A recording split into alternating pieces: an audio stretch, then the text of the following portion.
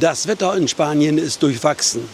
Durchwachsen wird auch heute mein Video sein, was die Themen betrifft. Es geht einmal so ein bisschen hier um den Platz und zum anderen geht es um Hubstützen. Da sind wir am Überlegen, ob wir solche hier bei unserem Wohnmobil nachrüsten. Herzlich willkommen zu diesem Video. Erstmal einen herzlichen Dank an euch alle, dass ihr mein letztes Video so stark angenommen habt, also da so viele Klicks drauf sind, mehr als 100.000. Das freut mich natürlich. Danke auch für die vielen Kommentare. Davon konnte ich einiges gut gebrauchen. Dann habe ich aufgrund des letzten Videos, wo ich das Zelt auch gezeigt habe bei dem Sturm, viele Anfragen zu dem Zelt bekommen. Möchte ich jetzt kurz noch mal darauf eingehen, ja, vielleicht noch ein paar Eckdaten von dem Zelt hier nennen. Das Zelt ist ein sogenanntes Busvorzelt. Und eigentlich dafür gedacht, mit einer Schleuse es vor ein Wohnmobil zu stellen, in erster Linie vor einen Kastenwagen. Das wollen wir natürlich nicht oder brauchen wir nicht, sondern wir brauchen das Zelt separat oder haben das Zelt separat aufgestellt, so wie man das hier sieht, um es zum Kochen und auch zum Drinsitzen zu nutzen. Das darf ich vielleicht sagen, das Zelt gibt es bei verschiedenen Karawanen. Händlern und Versandfirmen, die sowas versenden auch. Wir haben es uns bestellt bei der Firma Camping Wagner. Die haben das hier auch nach Spanien hergeschickt. Das Zelt hat Maße von 3,20 Meter mal 2,60 Meter. Es hat sich bei dem starken Wind, oder es war fast Sturm, oder es war Sturm, gut bewährt, stehen geblieben. Es handelt sich ja um ein Luftzelt, also was man aufpumpen muss.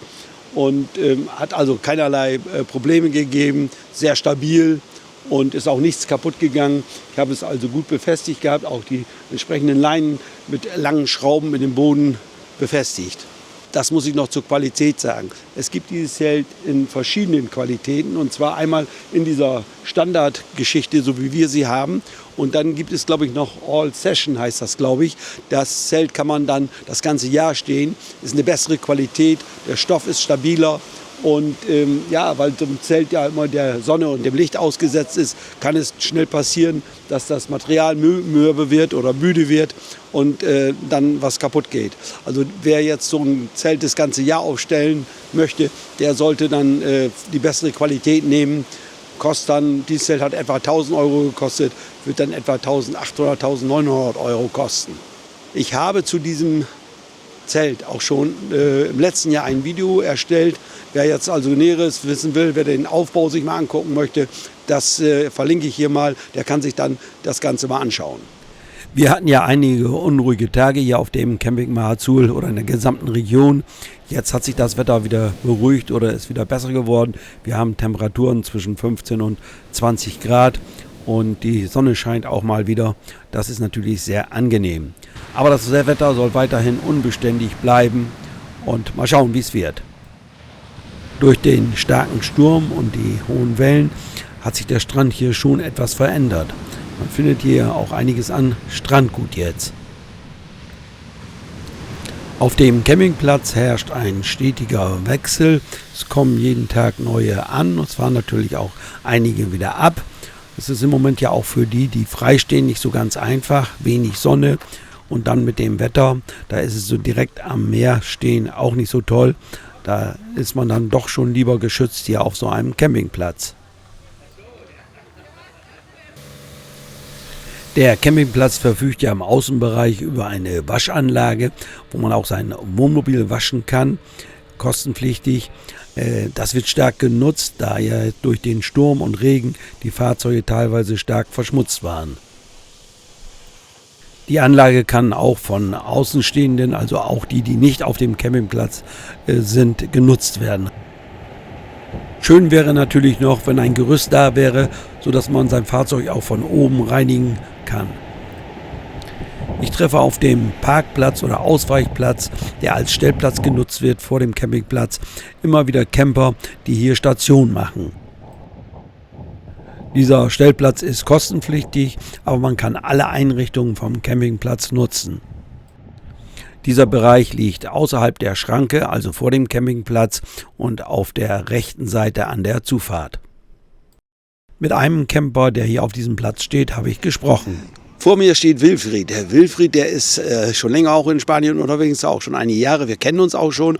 Und Wilfried, erzähl, wie lange bist du schon unterwegs? Ja, wir sind am 15. Dezember losgefahren und bleiben bis Ende Februar. Ab nächstem Jahr können wir das denn erweitern und verlängern um 1 bis 2 Monate. Ja, das machen wir seit 8 Jahren mittlerweile. Ja, und wo bist du in Spanien überall gewesen? Wir starten üblicherweise in La Jonquera, weil meine Frau gerne shoppen geht. Und haben danach 2, 3 Stationen, die wir traditionell anfahren, unter anderem in Xeraco. Bei Xeraco Campers haben wir uns knapp 3 Wochen aufgehalten. Wir treffen dort immer Freunde, auch Freunde, die aktuell auch hier auf dem Platz in Mar Azul sind. Anschließend 2, 3 kleinere Stationen, bevor wir dann nach Mar Azul kommen als Zwischenstation. Wir waren zuletzt am Atlantik, 40 Kilometer südlich von Cádiz, haben dort ein ganz gravierendes Unwetter mitbekommen mit schwerem Sturm und schweren Überschwemmungen und haben uns dann entschieden, nach 2 Tagen wieder zurückzufahren. Über Torremolinos, über Nerja sind wir jetzt wieder hier in Mar Azul.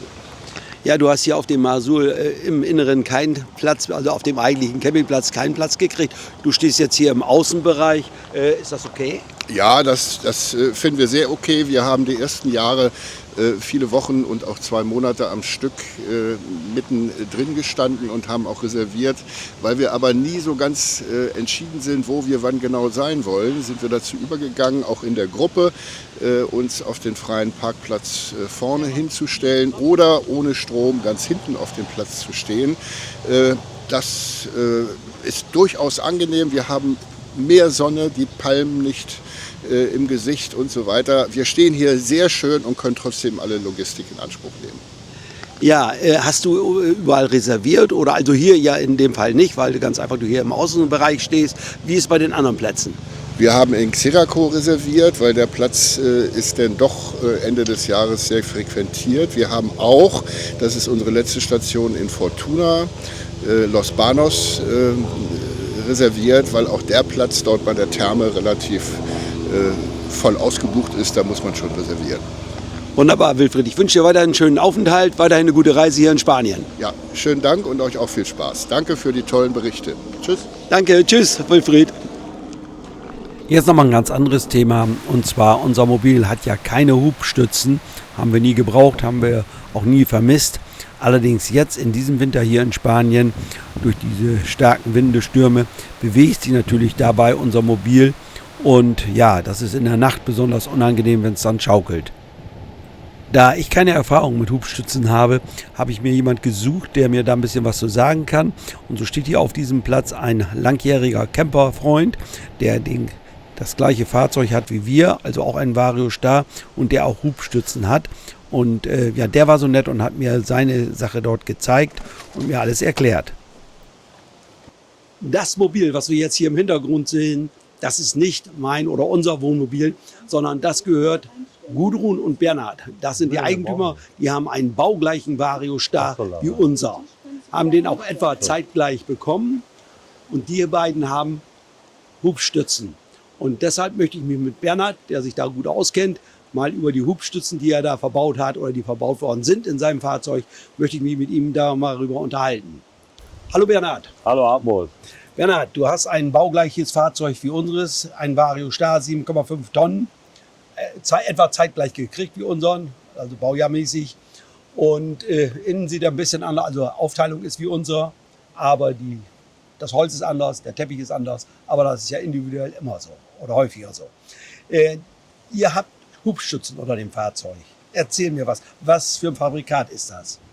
Das sind Hubstützen von der Firma HPC und das sind 4 Stück, die über ein Steuergerät, ein Steuerpanel und auch über eine App gesteuert werden können.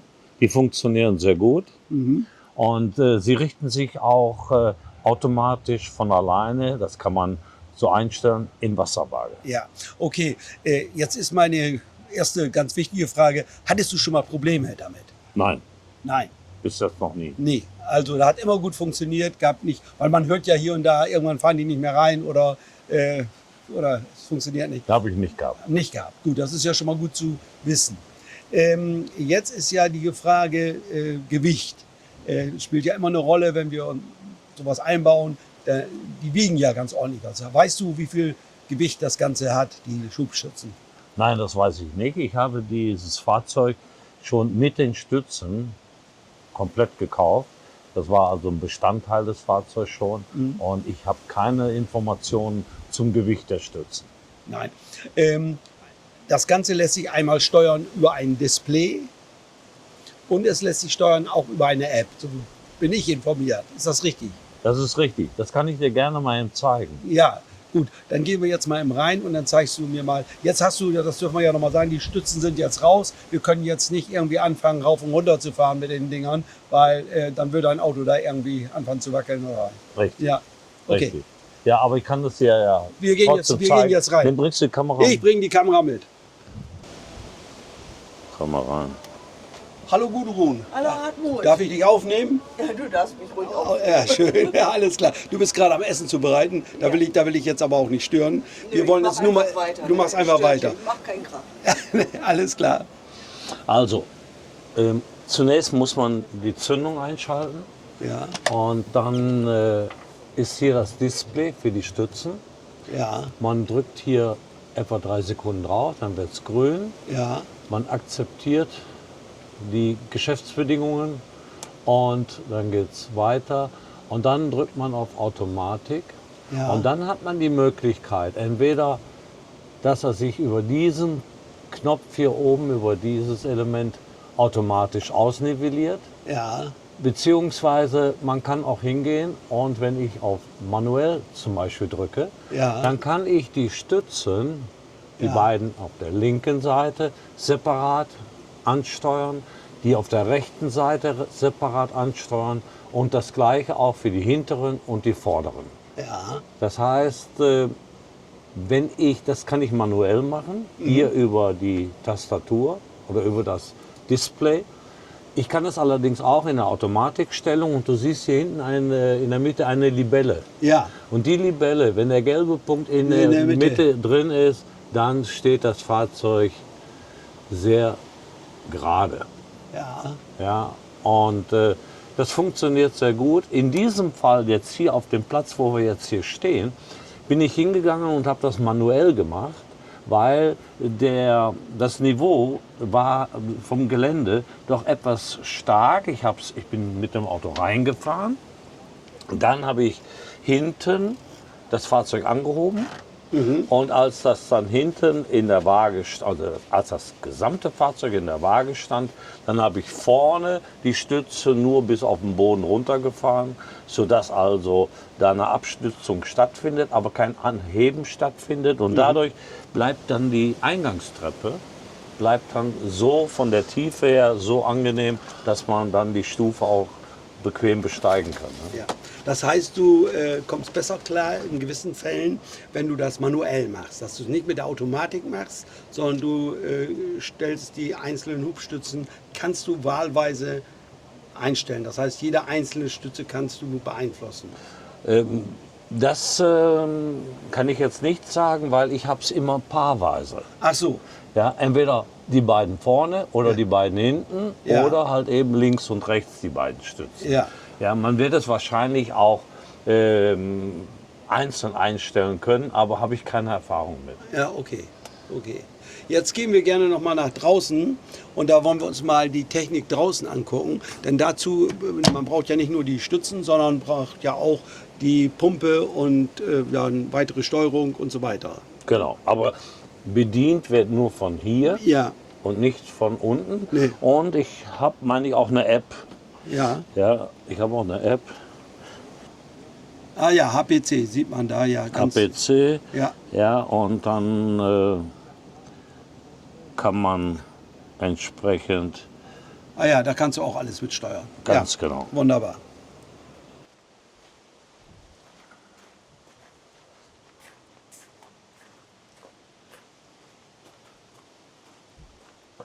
bei dem Fahrzeug ist die Technik auf der Seite eingebaut, wo der Tank sich befindet. Über dem Tank ist hier die Pumpe mit den entsprechenden, mit dem Ölbehälter, die entsprechenden Steuerventile. Hier ist das alles entsprechend verbaut. Ja. Ja, darunter sehen wir den Tank, den 200 Liter Tank ist das, glaube ich, vom MAN. Und ja, darüber ja, ist ja entsprechend Platz und passt alles gut hin.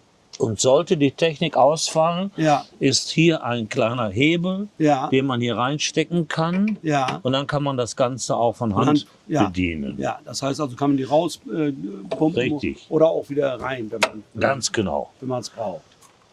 Ja, wunderbar. Ja, dann habe ich ja zumindest ja schon mal so einen kleinen Eindruck davon, wie das Ganze aussieht. Danke dir erstmal soweit, Bernhard, dafür. Ich muss jetzt mal weiter schauen, was ich jetzt mache.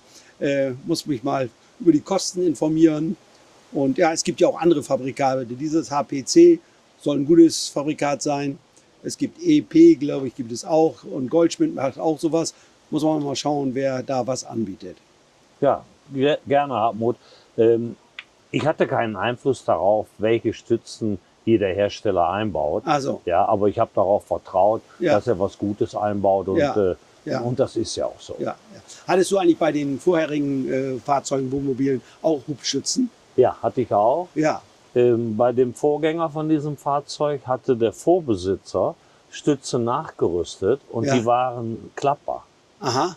Das war nicht ganz so ideal. Nee. Also, dass die so eingebaut sind, wie sie hier eingebaut sind, Ja. also das finde ich sehr gut und Ja. bringt auch keine Probleme. Wunderbar. Danke nochmal, Bernhard, für deine Ausführungen. Danke. Ich habe ja nun keine Erfahrung mit Hubstützen, aber es wird ja viele von euch geben, die in ihrem Wohnmobil Hubstützen verbaut haben und da auch Erfahrung gesammelt haben, was mir auch was berichten können über Kosten. Also wenn ihr da Lust drauf habt, schreibt mir das gerne in den Kommentaren, welche Erfahrungen ihr gemacht habt, welches Fabrikat ihr nutzt und so weiter. Dankeschön dafür. Ja, das soll es mal wieder gewesen sein. Ich sage wie immer Dankeschön fürs Zuschauen. Würde mich freuen über einen Daumen nach oben. Freuen würde ich mich auch, wenn ihr meinen Kanal abonniert. Ansonsten sage ich Bye bye, bis zum nächsten Mal.